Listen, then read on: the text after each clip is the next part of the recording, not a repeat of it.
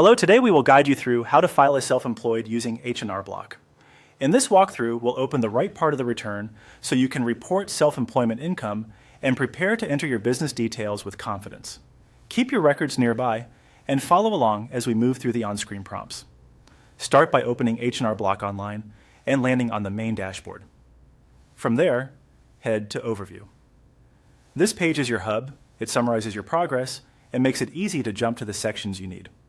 It's helpful to glance here so you know what's been started and what still awaits attention. Next, go to the Federal section. You'll complete Federal first because it drives much of the calculation for your overall refund or balance due, and your state return will generally follow from what you enter here.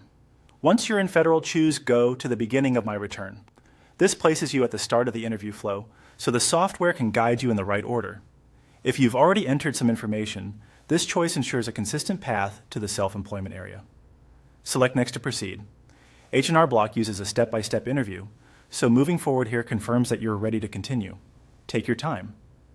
Accuracy matters more than speed. Now open the Income section. This is where all earnings go, including self-employment, contractor and freelance income, and any forms you may have received.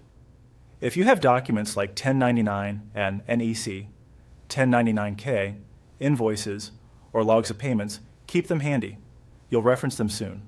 Choose Add another income type. This brings up the full list of possible income sources, so you can pick the one that best matches your situation. Select small business and self-employment. This is the path for sole proprietors, gig workers, independent contractors, and single-member LLCs that file on Schedule C. Even if you didn't receive a 1099, you'll report your business earnings here. Click Next to continue.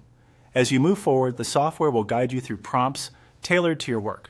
You'll see places to provide details about your business, along with sections where you'll later enter income and ordinary and necessary expenses such as supplies, mileage, or other costs you pay to run your business. Finally, choose Add a Business. This creates your business entry so the program can collect everything in one organized place. If you run more than one separate business, you'll be able to add them one at a time the same way.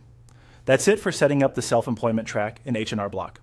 From here, follow the on-screen questions, save as you go, and review summaries before moving on. You're now ready to complete your self-employed filing with clarity and confidence.